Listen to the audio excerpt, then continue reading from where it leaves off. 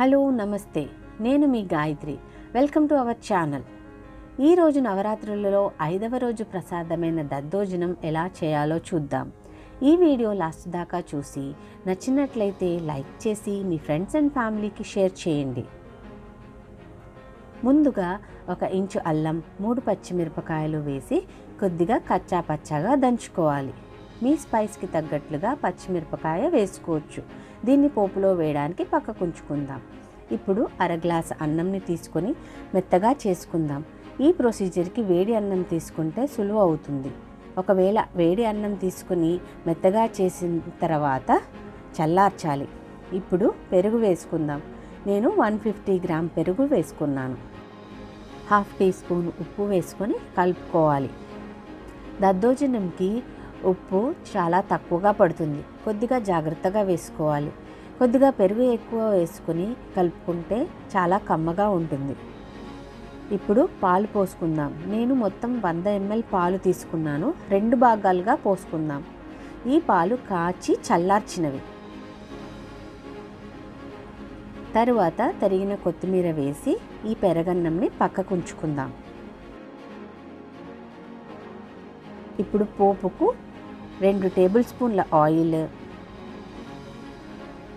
2 table స్పూన్ల నెయ్యి వేసుకుందాం. నూనె కాగిన తర్వాత కొద్దిగా ఆవాలు, కొద్దిగా జీలకర్ర, 1 టేబుల్ స్పూన్ శనగపప్పు వేసి కలుపుకుందాం. 1 టీ స్పూన్ మినప్పప్పు వేసుకొని కలుపుకుందాం. శనగపప్పు, మినప్పప్పు కొద్దిగా గోల్డెన్ బ్రౌన్ కలర్లో మారుతుండగా జీడిపప్పు పలుకులు వేసి లో ఫ్లేమ్లో దోరగా వేయించుకుందాం. వేగిన తర్వాత 2 ఎండుమిరపకాయ, కొద్దిగా కరివేపాకు వేసి కలుపుకోవాలి. ఈ కరివేపాకు చిటపట ఆగిన తర్వాత దంచి పెట్టుకున్న అల్లం పచ్చిమిరపకాయ వేసుకొని కలుపుకోవాలి.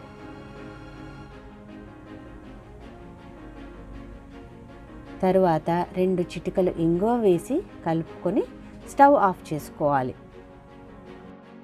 ఇప్పుడు ఈ పోపుని కలిపి ఉంచుకున్న పెరగన్నంలోకి వేసి కలుపుకోవాలి. చాలామంది వీడియోస్ చూస్తున్నారు కానీ ఛానల్ని సబ్స్క్రైబ్ చేసుకోవట్లేదు. మీరు ఈ ఛానల్లోకి వెళ్ళి వీడియోస్ చూసి నచ్చినట్లయితే మీరు ఈ ఛానల్ని సబ్స్క్రైబ్ చేసుకొని ఛానల్ని సపోర్ట్ చేస్తారని ఆశిస్తున్నాను. రీసెంట్గా సబ్స్క్రైబ్ చేసుకున్న వాళ్ళందరికీ ధన్యవాదాలు. ఇప్పుడు మిగిలిన పాలను వేసుకొని కలుపుకుందాం. యూజువల్గా అన్నం నీళ్ళని పీల్చేస్తుంది, కాబట్టి దద్దోజనం ఎంత లేటుగా తింటే అంత గట్టిగా అవుతుంది. ఈ పాలు మనం దద్దోజనం సర్వ్ చేసుకొని తినే ముందు వేసుకొని కలుపుకొని తింటే చాలా బాగుంటుంది. అంతే, నవరాత్రులలో 5వ రోజు ప్రసాదమైన దద్దోజనం రెడీ అయ్యింది. ఈ దద్దోజనం దేవుణ్ణి సమర్పించి ఆ ప్రసాదాన్ని ఇంటిల్లిపాది తిని ఎంజాయ్ చేయండి. మీరు ఈ ఛానల్కి కొత్త వారైతే సబ్స్క్రైబ్ చేసుకోండి. మరిన్ని కొత్త వీడియోస్ కోసం పక్కనే ఉన్న బెల్ నొక్కండి. Thanks for watching.